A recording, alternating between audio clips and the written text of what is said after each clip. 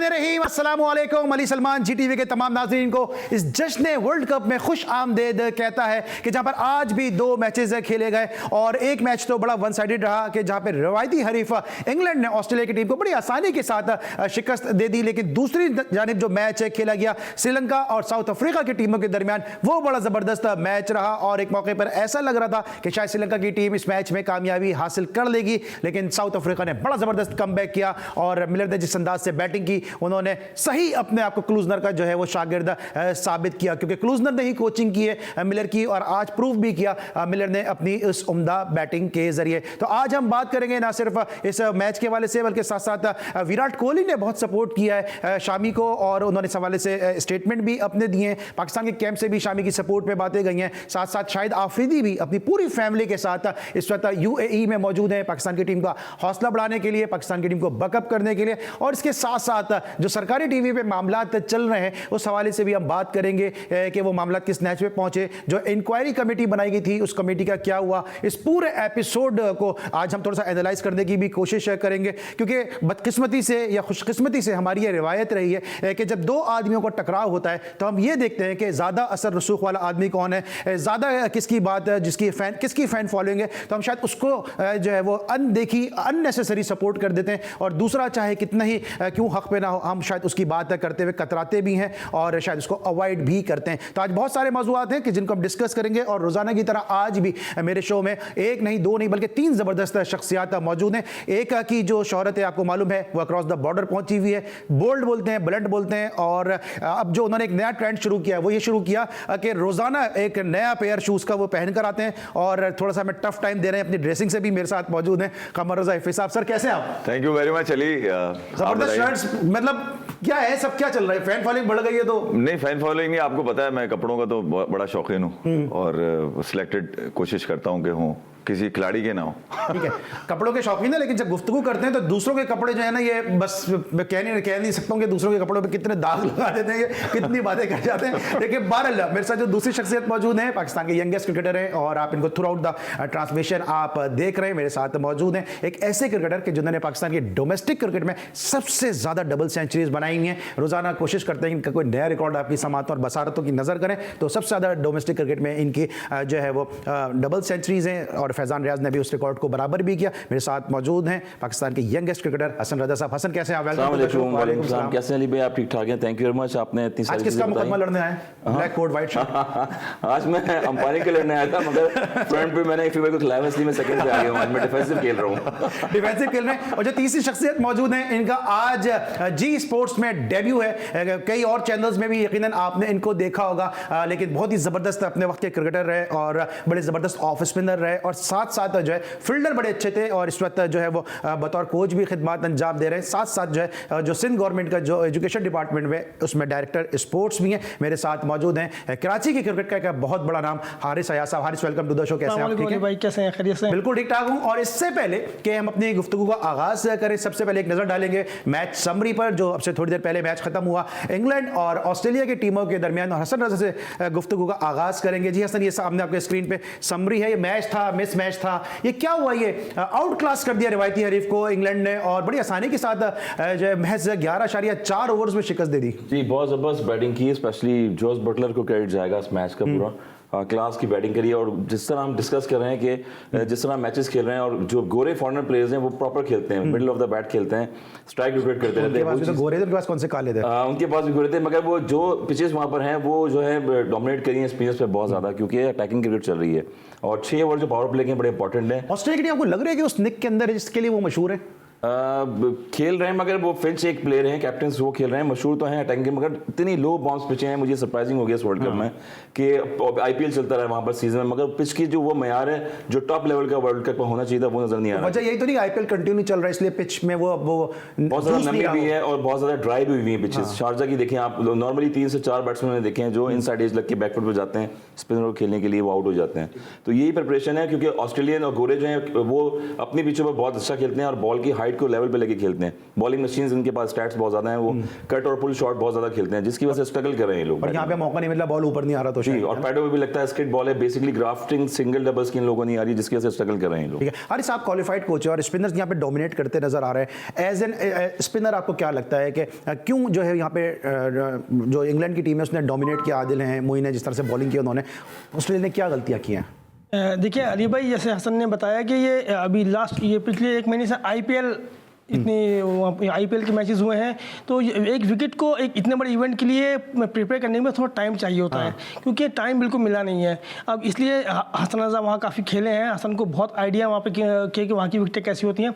अब ये जैसे हम देख रहे हैं कि जितने top class world class batsman हैं जो जिनकी एक धाक बैठी हुई थी T20 क्रिकेट के अंदर, वो सब आके वहाँ स्ट्रगल कर रहे हैं। और जैसे इंग्लैंड की टीम के लिए आज उसने बिल्कुल आउट क्लास किया ऑस्ट्रेलिया को, ये उसका पिछले 3-4 साल से जो इंग्लैंड क्रिकेट के अंदर उन्होंने एक नया प्लेयर लेके आए हैं जिनके स्ट्राइक रेट हर किसी का 130-140 के करीब है। वो शुरू स्टार्ट करते हैं 100 से और वो फिनिश करते हैं 140-145 पे। तो वो उन्होंने आई थिंक उनके जो कोचेज़ ने, उनके जो स्टाफ है, उन्होंने बहुत इस पर वर्क करके आए हैं। कॉलिंगवुड खुद वो चैंपियन कैप्टन रहे जी, कॉलिंगवुड इंग्लैंड से खेलते रहे और परफॉर्मेंस रही है उनकी। वर्ल्ड कप जो दिखाया था उन्होंने, वर्ल्ड कप 2010 में जो जीते थे इंग्लैंड, तो उसमें कॉलिंगवुड का बड़ा हाथ था। और मॉडर्न क्रिकेट जो है T20 हारिस यही है कि अटैक करना है, जिस तरह से पाकिस्तान टीम अटैक कर रही है सर्कल में जाके, इसी तरह से जो भी गोरे होते हैं पावर प्ले का यूटिलाइज करते हैं और अपने जो मेन बॉलर्स हैं वो स्पिनर्स ने डोमिनेट करते हैं। जिस तरह मुजीब ने देखा आपने कि वो टिल लास्ट मैच में अफगानिस्तान के मैच में जो है बाबर आजम को उन्होंने सेकंड लास्ट बॉल पे आउट किया है। तो बाबर आजम स्पिनर में बहुत अच्छा खेलते हैं, मगर ऐसा लग रहा था कि जो है फर्स्ट टाइम कोई स्पिनर को खेल रहे हैं, क्योंकि लो बाउंस रहता है और बॉल स्किड भी हो रहा है। आदिल रशीद देखें आप, एक्स्ट्राऑर्डिनरी बॉलिंग कर रहे हैं, रॉन्ग वन बॉलिंग करते हैं, तो बहुत डिफिकल्टी हो रही है। आपको क्या लग रहा है ऑस्ट्रेलिया में कुछ ऐसा चल रहा है, क्योंकि जिस तरह ऑस्ट्रेलिया की टीम खेल रही है ऐसा लग नहीं लगे वही ऑस्ट्रेलियन टीम है, और इंग्लैंड ने कैसे प्रिपरेशन डाल दिया, क्योंकि इनके दरमियान भी वही मामला था जो हमारे इंडिया के दरमियान है। देखिए यार अली, इंग्लैंड की ये टीम मुकम्मल नहीं है, इसमें 2 अहम खिलाड़ी नहीं, आर्चर नहीं है, इसके अंदर बेन स्टोक्स नहीं है, ठीक है, और जो बटलर जो अपनी फॉर्म को कैरी करते हुए आ रहे हैं। रास्ते में हसन से मेरी यही बात हो रही थी कि 750 रन बनाए हुए उसने 19 T20 का, सेंचुरी उसकी कोई नहीं है, मगर 142 को मेंटेन किया हुआ है स्ट्राइक रेट उससे अपना, तो वो इतना एक्सप्लोसिव है किसी भी अपोजिशन के लिए कि अगर उसके बल्ले पे टाइम हुआ बॉल तो वो छोड़ता नहीं है। अभी अब वो कंटिन्यू क्रिकेट खेलता हुआ नहीं आ रहा, वो तो फैमिली के साथ छुट्टियां गुजारने चला गया था ड्यूरिंग इंडिया टूर, तो वो तो अब आया खेलने के लिए। अनफॉर्चुनेटली पाकिस्तान नहीं आ सकी इंग्लैंड, तो शायद वो यहाँ खेल लेते, मगर यूएई के अंदर उनको खेलने का एडवांटेज है। और बटलर वो है, मलान अभी पूरी फॉर्म में उनके नजर नहीं आ रहे, आज भी उनका रन नहीं आया, मगर मॉर्गन है, मतलब टीम अगर आप इंग्लैंड बड़ा अच्छा खेल रहे हैं। देखिए यार, आज वो ओवर भी फेंक के गए, आज वो ओवर भी फेंक 17 रन देके गए, उन्होंने 4 ओवर रिप्लेस किया जा रहा है, लेग स्पिन करते हैं, यही कह रहा हूं, मोइन अली से बॉलिंग नहीं करवाई गई। आप ये नामुकम्मल टीम आई है इंग्लैंड की, और उसके बावजूद उनकी कंसिस्टेंसी जो है, जो विनिंग जो स्ट्रीक उन्होंने बनाई हुई है उसको मेंटेन किया हुआ है उन्होंने। तो ये जो 4-5 साल से एक ही बंच ऑफ प्लेयर खेल रहे हैं, 18-19 प्लेयर ही आपस में ऊपर नीचे होते रहते हैं। मतलब ये जो मॉर्गन का जो ग्रुप है ना, ये सबसे ज्यादा जेल है, ये एक दूसरे को इतना जानते हैं, एक दूसरे के साथ खेल खेल के इतने पक्के हो गए कि एक दूसरे पे ट्रस्ट है, कॉन्फिडेंस है, उनको बनाया कि मोइन भी जिता देगा, ये भी निकाल लेगा, ये भी निकाल लेगा। तो जब ये सोच बनती है ना टीम की, तो फिर अब वो टीम आगे जाती है। जैसे पाकिस्तान का ये है कि ये भी लड़के 3 साल से खेल रहे हैं, रिजवान नहीं आया सिर्फ, वरना तो सब आपस में ही खेल रहे हैं। जो मोमेंटम बना हुआ है उसकी वजह यही है कि सब एक दूसरे को जानते हैं। तो आसिफ अली भी आप क्रेडिट ले रहे हैं कि वो 3 वो उस वक्त भी मारे उसने जब न्यूजीलैंड से फंसा, 3 उसने 4 यहाँ पे भी मार दिए उसने, तो 7 छक्के मार दिए आपने। आपके ओपनर कर क्या रहे हैं भाई 15-15 ओवर तक कि आसिफ अली को आके और यही हफीज ने भी, जो इस पर बात कर रहे हैं, यही हफीज ने भी कहा था। हफीज ने कहा था कि जो कम गेंदे खेलते हैं आप उनको एतराज करते हैं, जो ज्यादा गेंदे कंज्यूम करके आते हैं आप उनसे इस हवाले से, स्ट्राइक रेट के हवाले से बात नहीं करते हैं। इस वक्त हम लेंगे ब्रेक, लेकिन ब्रेक में आपको मालूम है कि हम एंजॉय करते हैं लेस का हॉट वेवी फ्लेवर, और आज भी जो है वो लेस का हॉट वेवी फ्लेवर इफ्फी भाई ने उठा लिया है। और इससे पहले हसन रजा की निगाहें उस फ्लेवर की तरफ हैं, हसन रजा की एनर्जी को भी हम थोड़ा बढ़ाएंगे, लेकिन ब्रेक लेंगे और जब ब्रेक के बाद वापस आएंगे तो बात करेंगे आज जो दूसरा मैच, बल्कि इनफैक्ट पहला जो मैच खेला गया कि जिसमें साउथ अफ्रीका ने श्रीलंका को एक नेल बैटिंग मैच के बाद शिकस्त दी, उस पर बात करेंगे। इसके अलावा और भी मौजूद है, इन सबको डिस्कस करेंगे छोटे से ब्रेक के बाद।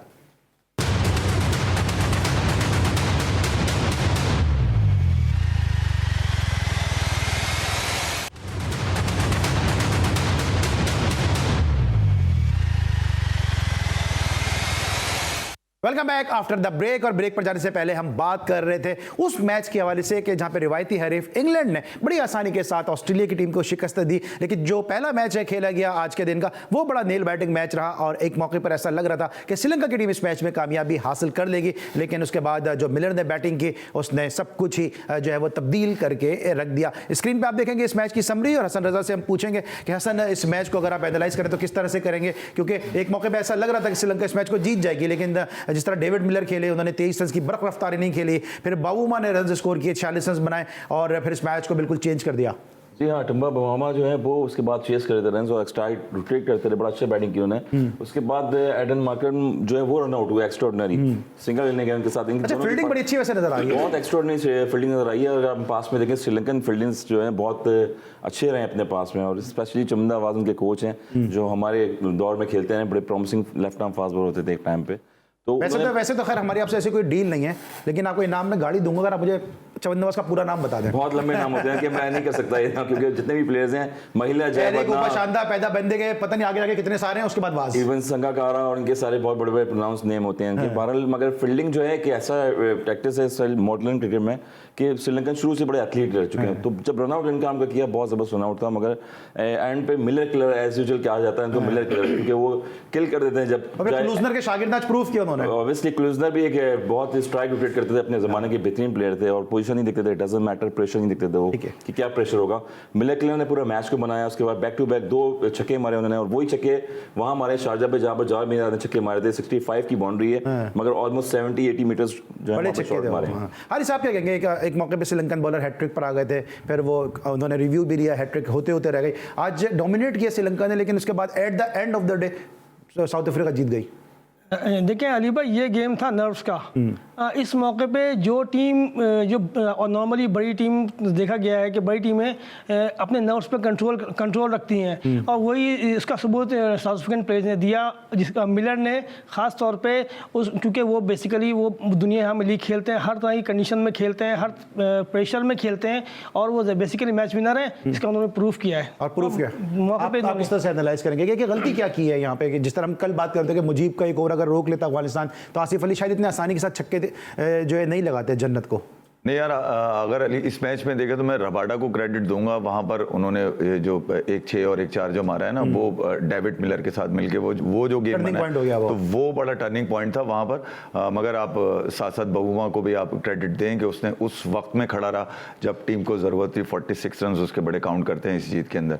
तो मेरे ख्याल में श्रीलंका बड़ा क्लोज गया, मगर शायद गेम साउथ अफ्रीका का था। और क्विंटन डिकॉक मेरे ख्याल में जो अब पता ही चल गया होगा, इम्पैक्ट जो है साउथ अफ्रीका का वो ऊपर ही है। और आज ठीक है, क्विंटन इतना नहीं चल सके, एक प्रेशर भी होगा, यकीनन एक कंट्रोवर्सी से बाहर आ रहे हैं, मगर ये कि साउथ अफ्रीका थोड़ी सी बैलेंस लग रही है इस ग्रुप के अंदर। इस ग्रुप में साउथ अफ्रीका बैलेंस लग रही है। हम फील्डिंग की बात कर रहे हैं आज की, जिस तरह श्रीलंका ने फील्डिंग बड़ी अच्छी की है, फिर रन आउट भी हुए साउथ अफ्रीकन प्लेयर। हमारे साथ जो हारिस अयाज साहब बैठे हैं, T20 में इन्होंने बड़ा जबरदस्त कैच लिया था, और हमारे शो की खासियत यह है कि हम पुराने क्रिकेटर्स की परफॉर्मेंस को आज की नस्ल के सामने इसलिए लेकर आते हैं कि वो ये जान सकें कि अगर कोई सीट पर आके बैठा है या हमारे शो की जीनत बना है तो वो बिला वजह में नहीं बना, वो डिजर्व करता है, इसलिए बना है। फील्डिंग की बात करें तो मेरी प्रोडक्शन टीम ने इनका कैच आपके लिए रखा है, जो T20 की पाकिस्तान की डोमेस्टिक की हिस्ट्री का one of the best catch है। जो अगर हम 5-10 कैचेस की अगर बात करें तो जो हारिस अयाज का कैच है वो बड़ा जबरदस्त कैच है। हारिस, क्या था इस कैच में? बड़ा जबरदस्त कैच लिया भाई, फील्डिंग हमने बात की और हमारे पास ऐसे हीरे हमें पता ही नहीं है। अली भाई, जब मैंने क्रिकेट स्टार्ट की थी, मेरे बड़े भाई खेलते थे क्रिकेट, में जाके उनके साथ मैचों में जाता ले जाता, तो मुझे फील्डिंग का बहुत शौक था, फील्डिंग करता था। बेसिकली जो हमारे सीनियर्स थे जो क्लब में खेलते थे, और बाकी जब जो क्रिकेट आगे खेली, तो एक चीज़ दिमाग में बिठा दी हमारे सीनियर्स ने, क्योंकि हम सीखने की कोशिश भी करते थे, कि उन्होंने बोला कि फील्डिंग ऐसी चीज़ है कि आपको सब 11 प्लेयरों में 15 प्लेयरों में सबसे अलग दिखाती है, क्योंकि हर टीम अच्छा, जब ये कैच लिया, उस बड़े वेस्डे का कैच था आई थिंक, ये कैच जब इस मैच की क्या सूरत हाल थी और इस कैच ने कितना मैच को तब्दील किया? देखिए उस मैच में याद है मुझे, हमने 158 कुछ रन टारगेट दिया था इंडिया की टीम को, तो उसमें अच्छा थोड़ी सी इसमें बता दूं कि मुझे एक हर क्रिकेटर को होता है, फील होती है जब क्योंकि मैं उस टीम में सबसे सीनियर प्लेयर था, जो ये उस वक्त भी आप सीनियर थे?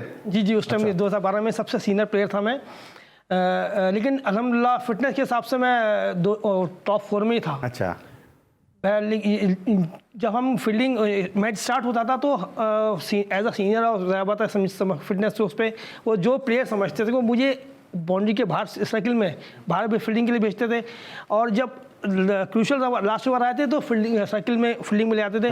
फील होता था 4-5 मैच हो गए तो फील होता था कि यार मैं इतना हल्का नहीं हूँ, इतनी मेहनत पूरी करता हूँ, कुछ करके दिखाऊंगा, कुछ करना है और आपने फिर ये कैच किया। तो ये बस वही थी जो हारिस, और हारिस का एक और भी रिकॉर्ड है, वो भी मैं बताऊंगा, वक्त कम है वरना पूरा इनसे किस्सा इधर मैं तफसील से सुनता, लेकिन चूंकि वक्त कम है। लेकिन जहाँ क्रेडिट की बात की ना भाई ने, तो क्रेडिट जनाब आसिफ अली ने दे दिया है मिसबाह उल हक को, और ये गलत दिया भी नहीं है, क्योंकि जितना क्रिटिसिज्म मिसबाह उल हक ने आसिफ अली की सिलेक्शन के हवाले से सुना, जितना रिजवान के हवाले से सुना, वो यकीनी तौर पर जो क्रेडिट देना है वो आसिफ अली का बनता भी है। सही क्रेडिट दिया मेरे ख्याल में। तो मैंने खुद 2-3 दिन पहले सोशल मीडिया पे लिखा कि जितनी बैशिंग मिसबा की हुई है और आसिफ के हवाले से, और उसने प्रूफ भी किया आसिफ ने। नहीं यार, मेरे ख्याल में मिसबा को क्रेडिट जाता है, उसने अपने सारे लोग खिलाए, मतलब उसको जब जब मौका मिला है, अब से नहीं 2014 में भी आपको याद होगा कि फैसल इकबाल बैठा हुआ है, अयूब डोगर तू भी खेल जा। तो इनका यहाँ तो ये वाला चक्कर होता है ना कि इतने लोग रखो कि यार कोई अच्छी रिप्लेसमेंट ना आ सके, यानी कि अगर ये फेल होगा तो ये होगा, ये फेल होगा तो, यानी कि अभी इफ्तिखार नाराज हैं, आपको पता है इफ्तिखार ने नेशनल T20 जीत कर जिस गुस्से का इजहार किया है वो मिसबा को ही किया था, उन्होंने गुस्से का इजहार किया, मैं रह गया, आसिफ चला गया यार, ये देखो। और मिसबा की भी लकी में रहे। मैं कह रहा हूँ कि 28, 30 मैचेस इन सब प्लेयर्स को मिले हुए। आसिफ अली ने अब नहीं चलना था तो कब चलना था, मतलब ये तो फिर मतलब एक तरह से आप यूं समझे ना कि यार अगर यहाँ पे भी फेल हो जाते तो मतलब पूरा ही सिस्टम फेल हो जाता ना आपका। आपके दोनों मैचेस ही आसिफ अली ने जिताए, तो 28 मैचेस जो इससे पहले उसने खेले वो उसके साथ ज्यादती थी। मिसबा ने मतलब पाकिस्तान क्रिकेट को भी धोखे में रखा हुआ था, कब चलेगा भाई, ये 2 मैचों में ही चलता है, ये अब चला है। अच्छा, फेवरेटिज्म की बात की हसन, कुछ लोग, अब थोड़ा देर बाउंसर है आपको जी, लोग ये कहते हैं कि भाई आप भी किसी के फेवरेट थे कि 14 साल की उम्र में एक छोटे से बच्चे को क्रिकेट खिला दी और उसके बाद फेवरेटिज्म खत्म हुआ, हसन रजा भी बाहर हो गया, ऐसे ही था। फेवरेटिज्म तो चलता है टीम में। किसके फेवरेट थे? मैं तो अपनी परफॉर्मेंस का फेवरेट था, और मेरे इसी परफॉर्मेंस से फेवरेट थे लोग। अंडर 15 वर्ल्ड कप जब खेला उसके बाद मैंने कंसिस्टेंट डोमेस्टिक में परफॉर्मेंस दी,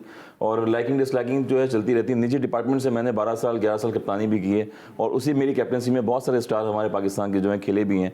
तो मेरी कोशिश ये रही कि मैंने ये अच्छा, फिर क्या हुआ, मतलब एक हमारे ये होता है ना कि अगर एक आदमी तरक्की करता है हम उसकी जरा लेग पुलिंग करते हैं, क्या हुआ, क्या ऐसा हसन रजा ऐसा लग रहा था कि बाय बर्थ कैप्टन है, कैप्टनसी अच्छी कर रहा है, और ये देख सकते हैं आप जो हसन रजा का जो डेब्यू हुआ था उसकी हमारी प्रोडक्शन टीम ने इसके हवाले से टाई तो चलती रहती है अली भाई। टाई जो है पाकिस्तान टीम में भी चल रही है, 2 कीपर है, एक कीपर बैठा हुआ है, खेल रहा है, और क्रिकेट में ये चीजें चलती हैं सारी। मगर ये है कि आपकी परफॉर्मेंस बोलती है, आपका बैट और बॉल बोलता है। जब तक आप ग्राउंड में खेल रहे हैं, जब तक कोई भी स्पोर्ट्स आप चूज करते हैं, नहीं आपको ऐसा लगता है वैसे कि आप चूंकि कैप्टन बनने जा रहे थे तो सफर पे आप चल पड़े थे तो आपकी खींचा गया आपको? जी, अंडर 19 भी खेला मैंने, 2 वर्ल्ड कप खेले, 3 वर्ल्ड कप खेले, श्रीलंका में खेला 97 में, MT अंडर 19 वर्ल्ड कप खेला, अब्दुल रज़ाक मेरे साथ खेले, इमरान ताहिर जो है वो हमारे साथ MT अंडर 19 वर्ल्ड कप खेले साउथ अफ्रीका में, बाजिद भी खेले थे ना, बाजिद खान भी खेले, बहुत सारे ऐसे दीगर प्लेयर्स हैं। टांग किसने खींची ये तो पूछना है।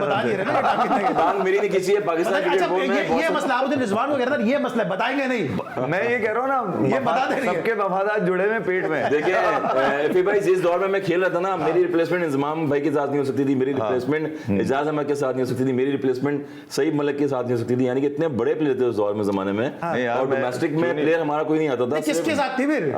पाकिस्तान क्रिकेट बोर्ड के साथ ही होगी, पाकिस्तान क्रिकेट बोर्ड और जो सिलेक्टर होते हैं हमारे उस दौर में थे, शायद उनको ना पसंद होगा मैं, तो उससे यही वजह होती है। इनके साथ वो वाला चक्कर नहीं था। एक सेकंड, प्लेयर आप अच्छे थे, फील्डिंग में आप अच्छे थे, गोरे चिट्टे आदमी आप हैं, ग्रीन आईज आपकी हैं, तो नापसंदीदगी की कोई वजह तो मुझे ये तो पाकिस्तान क्रिकेट बोर्ड से पूछे कि जब मैंने 14 साल में डेब्यू किया उसके बाद फिर मैंने दुनिया की सारी फॉर्मेट में क्रिकेट खेली। ये असल में सॉरी हसन भाई, ये वो वाले क्रिकेटर नहीं थे कि इनको खिलाना है, मतलब जहां तो ये होता है ना कि इस नंबर पे भी खेल जाओ, इस नंबर पे भी खेल जाओ, इस नंबर, अच्छा जहां तुम अच्छा खेल जाओगे हमें दिखाने के लिए भी तो कुछ चाहिए। अच्छा मैं आप ये बता दे रहे कि ऐसा तो नहीं आप लेग स्पिन करते तो जो लेग स्पिनर थे वो थोड़े इनसिक्योर हो गए? नहीं, लेग स्पिन भी क्लब क्रिकेट में करता था, मगर बहरहाल ये नसीब की बात होती है। लाइकिंग डिसलाइकिंग मैंने एज यूजुअल बताई है कि हमारे पाकिस्तान में चलती रहती है पिछले 30 साल से, जब तक मैं क्रिकेट देखता आ रहा हूँ, तो जहाँ जिसको फॉर्मेट में चांस मिल जाता है वो क्लिक कर जाता है। अगर मैं डिबेट बात करूँ फिर आसिफ अली की, उसमें हम क्रिटिसाइज भी खेलते थे, फिर वो फैसलाबाद रोल से खेलते रहे, उसके बाद 4 साल वो डोमेस्टिक खेलते रहे, उनको कोई नहीं जानता था, फिर वो दुबई में गए,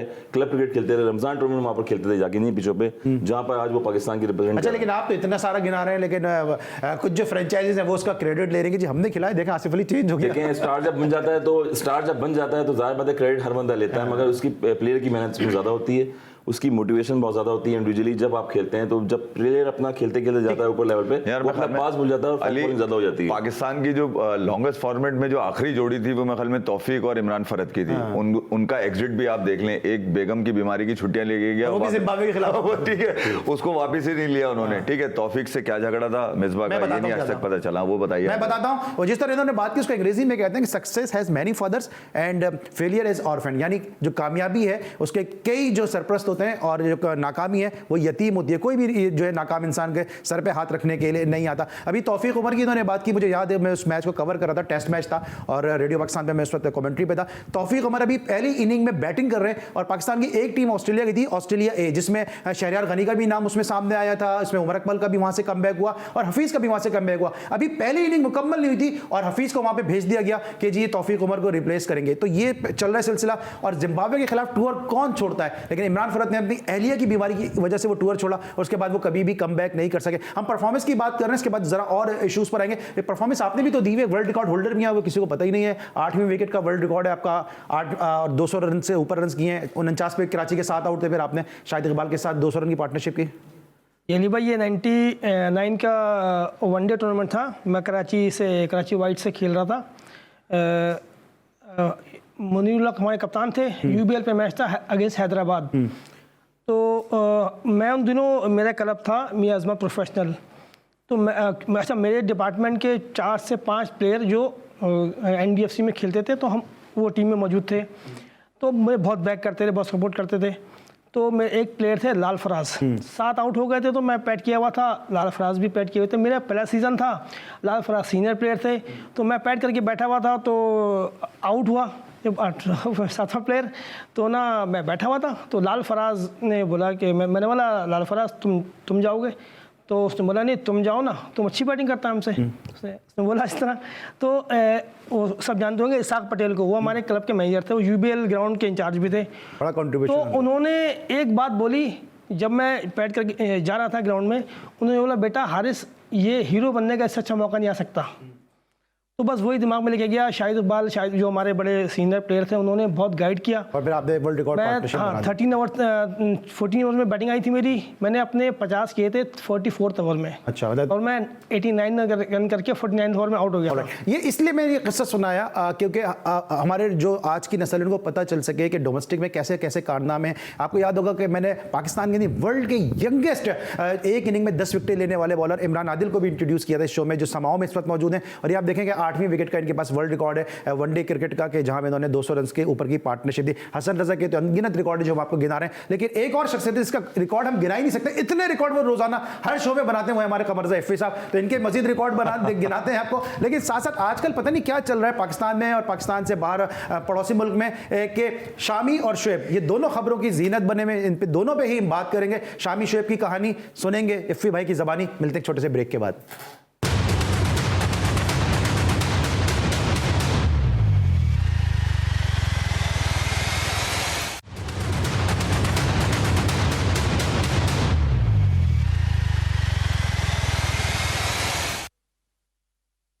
welcome back after the break. और ब्रेक पर जाने से पहले हम बात कर रहे थे कि जनाब अब जो मैच है खेला जाएगा जिसमें इंडिया और न्यूजीलैंड की टीम एक दूसरे के बदले मुकाबले होगी। साथ साथ हम बात करते हैं पाकिस्तान में शुएब और इंडिया में शामी। इस वक्त टॉक ऑफ द टाउन बने हुए और इफ्फी भाई की तरफ जरा आते हैं, क्योंकि इंडिया न्यूजीलैंड का मैच हो और फिर शुएब और शामी की बात हो तो इफ्फी भाई के बगैर ये गुफ्तगू मुकम्मल हो नहीं सकती। सबसे पहले बात करते हैं कि जो सपोर्ट किया विराट कोहली ने शामी को, मैच से पहले इस तरह की सपोर्ट करना किस तरह से देखते हैं, क्योंकि उनका मोरल काफ़ी नीचे होगा। ये एक अच्छा जेस्चर है एज ए लीडर। मेरे ख्याल में पूरी दुनिया सपोर्ट कर रही है, खासतौर पे इंडिया के अंदर से लें तो विराट कोहली ने बहुत देर कर दी इस ट्वीट को यहाँ तक लेकर आने में, जब उनको अंदाज़ा हुआ कि अब बात जो है वो हद से आगे निकल चुकी है। और वो यकीनन शामी बड़े अनफॉर्चुनेट रहे कि उनके अगेंस्ट ये वाली मुहिम चली। मगर इंडिया में इस वक्त अगर आप देखें तो मेरे ख्याल में विराट कोहली के जो फैंस हैं, फिर रोहित शर्मा के फैंस, ये इनके फैंस ही मिलियंस के अंदर, इनके बिलियंस के अंदर इनके तकरीबन फैंस हैं। और जब इनके ट्वीट के बाद तो हम शायद मामला जो हैं वो थोड़े ठंडे पड़ जाएंगे। तो मेरे ख्याल में यार वो तो होता ही, आपको पता है इससे पहले धोनी के साथ भी हो चुका है वर्ल्ड कप में, वो हार कर पता उनके घर पे खतरा हो गया। मेरे काफी यूट्यूब के आप यूट्यूब करते हैं, जिस जमाने में दानिश कनेरिया का चला था, शुएब अख्तर का एक स्टेटमेंट था और वो भी अननेसेसरी था। शुएब अख्तर ने उस वक्त अननेसेसरी स्टेटमेंट दिया, अभी भी वो खबरों में रहने के लिए बहुत सी ऐसी चीजें कर रहे हैं जो शायद एक आम नाज़िर को नहीं पता। तो वो जो स्टेटमेंट दिया था कि ऐसा हुआ है, तो फिर इंडिया में भी तो ऐसा ही हो गया। या अली हो जाता है कहीं कहीं छोटी छोटी जगहों पे कुछ ना कुछ। मैं आपको उस दिन बता रहा था कि अफगानिस्तान की बड़ी फैन फॉलोइंग है कराची के अंदर, ठीक है। 2019 में भी मुझे याद है अच्छी तरह कि कई कराची के कई कोनों के अंदर जो है वो बाकायदा जो है मैच के हवाले से स्क्रीनिंग की गई थी। तो ये तो फैंस तो होते ही हैं यार, मगर आप सिर्फ अगर इंडिया को टारगेट करेंगे तो मैंने आपको उस दिन मैनचेस्टर यूनाइटेड का बताया था कि ग्लेजर फैमिली अगर आईपीएल की टीम नहीं ले सकी तो फैंस वहां पे उनके खिलाफ प्रोटेस्ट कर दिया उन्होंने इंग्लैंड के अंदर। चंद लोग होते हैं, सब नहीं होते, चंद ही लोग होते हैं, मतलब उसको एक्सप्लॉइट करें आप बाकायदा। सोशल मीडिया पर तो आपको पता ही है, ट्विटर के ऊपर ट्रेंडिंग चलाना कितना आसान है। मतलब मैच जीतने की ट्रेंडिंग नहीं चल रही, मतलब शोएब शामी ये वाली ट्रेंडिंग चल रही है और वो इस तरह चल रही है कि अजीब ही तमाशा है। आपके क्या लगता है कि जब अब जिस तरह शामी के साथ हो रहा है एज ए क्रिकेटर, आप क्या सोचते हैं? और दूसरा, आप तो दानिश कंदेरिया के साथ बहुत ज्यादा क्रिकेट खेले, एचबीएल से खेले, कराची से खेले, कभी आपने देखी डिस्क्रिमिनेशन? या आपको लगता है शोएब अख्तर ने यहाँ भी बस बाउंसर ही मारा है, बल्कि बीमर ही मार दिया? बीमर मार दिया है, मगर नहीं हुआ है कभी वैसे कि दानिश को इस तरह साइड में रखा गया हो? बिल्कुल मैचेस में हुआ है, पीछे हुआ है, दानिश को साइड में रखा गया है? नहीं, मैचेस हुए थे उसमें उसके साथ खाना नहीं खाया गया, उसका गिलास में पानी नहीं पिया गया? ऐसे वे खेलते रहे सारे, तो अंडर 90 में भी खेले हैं वो। एक फैमिली वाला एटमॉस्फेयर रहा है, कभी किसी ने ऐसा सोचा भी नहीं है। और उनके वालिद साहब जो हैं वो बड़ा खुद इंटरेस्ट लेते थे, वो खुद लेके आया अंडर 90 में उनको। श्रीलंका का अंडर 19 वर्ल्ड कप इन्होंने खेला, उसके बाद निजी डिपार्टमेंट से खेलते थे, फिर पूरी क्रिकेट नहीं, मैं खेलने के लिए पूछ रहा, मैं खाने की पूछ रहा हूँ। नहीं, जब खेलेंगे, जब ट्रैवलिंग करेंगे तो साथ ही रहे। तो ये कहा था ना कि ये अपने इनको लोग खाने पे इनको दूर रखते थे, इनके ग्लास में पानी नहीं पीते। कहने में और करने में फर्क है। ऐसा नहीं हुआ, मैं ये जानना चाह रहा हूं। ऐसा बिल्कुल भी नहीं हुआ। आपके साथ भी तो राजेश रमेश और विनोद रमेश खेले कराची से, कभी ऐसा हुआ? ये क्या नहीं अली भाई, कराची से बहुत सारे हिंदू कम्युनिटी के प्लेयर खेले मेरे साथ। जैसे आप नाम लिया राजेश रमेश का, वो मेरे साथ डिपार्टमेंट से खेले, क्लब से खेले, मेरे साथ कराची से खेले। रूममेट रहे मेरे, साथ खाया पिया, एक ही बोतल से पानी भी पिया, एक ही प्लेट में खाया भी। ऐसा कभी भी नहीं हुआ ना? लिटरली बीफ भी खाया है, उन्होंने भी खाया है, हमने भी खाया। फिर सही है, लेकिन मैं इसे बताने का मकसद ये है कि ऐसा कुछ भी नहीं हुआ, लेकिन प्लेयर के लिए बड़ा जरूरी होता है। फिर अननेसेसरी स्टेटमेंट जो है वो अभी जिस तरह भी कंट्रोवर्सी चल रही है सरकारी टीवी पे, शोएब अख्तर की और डॉक्टर नोमान नियाज़ की कंट्रोवर्सी चल रही है, और सुनने में यह आया है कि जो मामलात थे वो बिहाइंड द कैमरा जो है वो चल रहे थे। शोएब अख्तर साहब बार बार जो है वो कॉन्ट्रैक्ट की वायलेशन कर रहे थे। शोएब अख्तर साहब जो पीटीवी के कॉन्ट्रैक्ट में थे वो निजी चैनलों में जा रहे थे, और फिर जो इंडिया के साथ जो मैच हुआ उसके नेक्स्ट डे भी ट्रांसमिशन में नहीं आए। सेट से भी वो कुछ नाराज थे कि जो सरकारी टीवी पे सेट लगा हुआ है उससे भी नाराज थे, और बहुत सारे ऐसे मामला थे जिसकी वजह से इस तरह की नौबत आई। लेकिन eight the end of the day on air जो है वो जो भी कुछ हुआ वो नहीं होना चाहिए था। कुछ इसमें आप ऐड करना चाहेंगे? जिस तरह शोएब अख्तर का एटीट्यूड है, देखिए ना, आप मेरे गेस्ट हैं, बिल्कुल मेरे सर आंखों में, एक हद तक ही मैं बर्दाश्त करूंगा, उसके अलावा बॉस मैं हूं उस शो का, क्योंकि मैं एंकर हूं, मुझे शो को रन करना है। अगर आप मेरी इंसल्ट करेंगे तो मैं किस हद तक बर्दाश्त करूंगा? कहीं ना कहीं तो फिर मैं भी अपना रिएक्शन दूंगा। अब चूंकि आप मशहूर आदमी हैं तो सारा मलबा अली सलमान पे गिर जाएगा, अगर मैं मशहूर आदमी तो सारा मलबा आप पे गिर जाएगा। देखिए अली, सबसे पहले जो नुमान नियाज़ ने कहा कि यार आप शो से चले जाए, मैं ख्याल में ब्रेक के अंदर ही आपको ठंडा कर देना था शोएब को, चलो भाई ठीक है तुम शो पे नहीं बैठोगे, तुम जाओ। या तो फिर ये वाला होने, जब ब्रेक पर आने के बाद कहना, इसका मतलब इसके पीछे के जो मसाइल हैं वो खतरनाक हैं, उसमें शोएब अख्तर यकीनन कहीं ना कहीं मुलविस होंगे, क्योंकि वो इनडिसिप्लिन के हवाले से अगर किताब लिखी जाए तो सबसे पहले इनके ऊपर लिखी जाएगी पूरी दुनिया के। इनडिसिप्लिन किससे सीखना है? शोएब अख्तर से सीखना है। आप पूरा कैरियर देख लें, शोएब अख्तर का घुटना है या उनका 161 है बस, उसके अलावा बीच में कुछ भी नहीं है। बहुत सारे मैचेस ऐसे हैं जिसकी वजह से पाकिस्तान जीत सकता था, इनकी इंजरी की वजह से वो मैचेस में बॉल नहीं करा सके। मगर मैं दीगर बात कर रहा हूँ, मगर आप जब से मैं शोएब अख्तर को देख रहा हूँ मीडिया के अंदर खासतौर पे, और पिछले 3 महीने में जो फिजा शोएब अख्तर ने बनाई हुई थी टीम को लेकर, आपकी प्लेइंग 11 को लेकर, कि मैं जो कह रहा हूँ ये होगा, मैं जो कह रहा हूँ ये होगा। हालांकि वो अपने बचकानेपन में ये भी कह गए कि बचकानेपन में वो ये भी कह गए कि इमरान भाई तो मुझे कहते हैं यार शोएब अख्तर अभी बच्चा है, तो कभी वसीम अकरम कहते हैं झूठा है, कभी हरभजन ये कहते हैं झूठा है, कभी वो युवराज ये कहते हैं झूठा है, कभी इरफान पठान से सवाल होता है तो वो भी कहते हैं झूठा है। अब अल्लाह जाने वो मजाक में कह रहे थे, सीरियस कह रहे थे, मगर वो जब ऑन कैमरा ये चीजें आती हैं तो ये पता चलता है। मगर पीछे के जो मामला आते हैं उसमें अकेला डॉक्टर नोमान नियाज़ मुलविस नहीं हो सकता, यकीनन कहीं ना कहीं कॉन्ट्रैक्ट की पासदारी के खिलाफ गए होंगे। शोएब अख्तर आपको पता है उनके अंदर ये वाले मसाइल हैं कि यार मैं ये भी कर लूँ, मैं ये भी कर लूँ, मैं ये भी कर लूँ, मैं सबसे बड़ा अच्छा मोमेंटम बताता हूँ, मैंने कह दिया है पाकिस्तान जीतेगा। अच्छा भाई पाकिस्तान जीत गया, ठीक है, अब आप मुझे बताइए नेहा कक्कड़ का वाला गाना याद है आपको, कांटा लगा, इनका अब इस दफा लगा है फेटा। अब ये ऑफ एयर हुए में गायब है, अब अवाम इनको देखना चाह रही है, ये बैठे एनालिसिस करें, क्योंकि पाकिस्तान की जीत में 80% मैं कहता हूं जो जोश और जज्बा लेकर आया वो शोएब अख्तर लेकर आया था। अच्छा, फिर आपकी बात ये सही है, लेकिन मैं एक सवाल मैं अपने नाज़रीन से करना चाहता हूं, अपने लोगों के सामने, अपने एंकर के सामने, सिर्फ उसने इतना आपको कह दिया कि ठीक है आपको समझ में नहीं आ रहा, आप शो छोड़ के चले जाएं, और मैं समझता हूं कि ये डॉक्टर नोमान नियाज़ की गलती है। लेकिन जो आप इंडिया में कर आए, वो आप इंडिया में क्या कर आए कपिल शर्मा के शो में? आप क्या वहां पे ये कहकर नहीं आए कि यूनुस मिसबा और अगर आफरीदी की उम्र को अगर जमा करो तो 150 साल की उम्र बन जाती है। आप एक 70 साल के आदमी एजाज बैठ के घुटने का, दिमाग का और कानों का मजाक उड़ा के नहीं आए। तो यहां लोगों को यह भी देखना चाहिए कि एक आदमी का माजी क्या रहा है, वो क्या करते हुआ है। किसी एक को एक हद तक गलती है डॉक्टर। मैं एक बात और भी ऐड कर दूं यहाँ पे, सरफराज को इतना मोटा पेट है, आसिफ शफीक को इन्होंने क्या कहा, मोइन खान को इन्होंने क्या कहा। मैं ये कह रहा हूं कि यार चलो ठीक है, ये आपस की क्रिकेटर्स की बातें, मगर अब जो फेवर में शोएब के खड़े हो रहे हैं, वो कम से कम शोएब से पूछे थे कि भाई तुम क्यों ऑफेयर हो गए। नुमान न्यास हो गया, चलो वो तो सरकारी आदमी, ठीक है, तुम्हें किस लिए ऑफेयर के बाद बताए ना पीछे के मामला क्या है। अब पहले तो शोएब अख्तर मोमेंटम गेन कर गए, ठीक है, उनके साथ सिंपैथी होनी भी चाहिए एज पाकिस्तान क्रिकेट फैन। मुझे भी बुरा लगा कि यार नुमान को इस तरह का नहीं करना चाहिए था, मगर आप क्यों नहीं है मेन स्ट्रीम मीडिया में। भाई इतना बड़ा इवेंट चल रहा है, आपने इतना बाजार गर्म किया हुआ था, इंडिया में जाके लड़ रहे हैं आप, दुबई में जाके लड़ रहे हैं कि पाकिस्तान जीतेगा। अब जब पाकिस्तान जीत रहा है तो आपको कौन सा फेंटा लगा है, आप बिल्कुल ही गायब है इस वक्त, स्क्रीन पे होना चाहिए। वो वजूहात बताएं, वजूहात नहीं पता चल रही। और ये इफ़ी भाई हुए, हसन रजा हुए, हारिस रियाज हुए, जो भी कहीं हुआ, ये यहाँ पे गेस्ट आते हैं, इनका कोई राइट नहीं है यहाँ पे आके ये बताने का कि सेट ये होना चाहिए, सेट ऐसा होना चाहिए, मेज ऐसी होनी चाहिए, या ये मेरी इत्तलात तो ये है कि वो सेट के ऊपर टेबल पे पांव रख के भी बैठ गए। तो बहुत सारी चीजें पीछे चल रही है जो एक आम नाजिर को नहीं पता है। ये हमारे सोर्सेज, हमारी इनसाइड है कि जो हाँ हम अपने नाज़रीन के बसारत की और समातों की नजर कर रहे हैं। फैसला आपने करना है कि एक आदमी का एक जुमला गलत है या एक आदमी का पूरा एटीट्यूड गलत है, कि क्या जो है वो पूरा आदमी जो है वो मुसलसल जो है वो टीज करता नजर आ रहा है। लेकिन साथ साथ शाहिद आफरीदी ने भी पाकिस्तान की टीम को बकअप किया है, उसके हवाले से क्या कहेंगे। पूरी फैमिली के साथ वहां पहुंचे, पाकिस्तान को सपोर्ट मोटिवेशन है ये, और स्पेशली खुद पश्तो भी जानते हैं, वो अफगानिस्तान में पश्तो बातें करते हैं। इसके बाद फिर जो पाकिस्तान के लोग हैं, शाहिद आफरीदी भी हैं और बहुत सारे लोग हैं पश्तो भी जानते हैं। मगर एक बड़ी अच्छी चीज़ नजर आई कि वो बकअप करते नजर आए टीम को, उनकी फैमिली भी थी। शुएब मलिक रिस्पेक्टेबल है, 4 दहाइयों से खेलते हुए उनके साथ। उन्होंने ये भी कहा कि इंडिया से अगर फाइनल में तो फिर घबराना नहीं है, घबराना नहीं है। काफी मोटिवेशन की, क्योंकि शाहिद आफरीदी ऐसे प्लेयर हैं अपने जमाने के भी। अच्छा, प्यार वो इंडिया से लेते हो, कहते हैं कि इंडिया से ज्यादा प्यार मिला, घबराना कह रहे हैं यहाँ नहीं है। हाँ, घबराना नहीं है, वो क्रिकेट सेंस में कह रहे हैं कि प्रेशर नहीं लेना है आपने, क्योंकि वर्ल्ड कप में ऐसे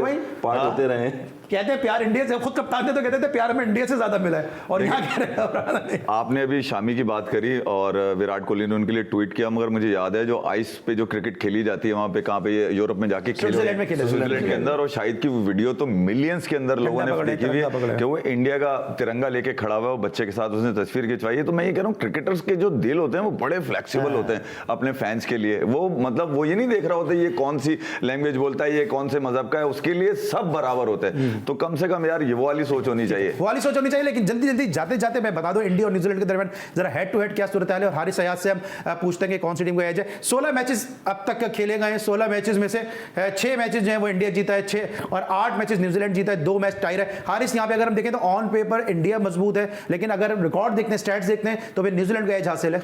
आपकी टीम? देखिए, मैं तो जाऊंगा न्यूजीलैंड से। हसन, आप जल्दी से। आई थिंक मैं इंडिया पे जाऊंगा, क्योंकि मैं तो इंडिया पे आपसे कुछ नहीं बेकार है। इफ़ी भाई तो इंडिया के अलावा कहीं जा ही नहीं सकता, और मैं तो अगर तीनों ही कहीं ना कहीं जाने, मैं फिर अंपायर के साथ ही चला जाऊंगा। कल मिलते हैं इंशाल्लाह रात 11:05 में। अली सलमान को इजाजत दीजिए, अपना बहुत ख्याल रखिए, अल्लाह हाफिज़।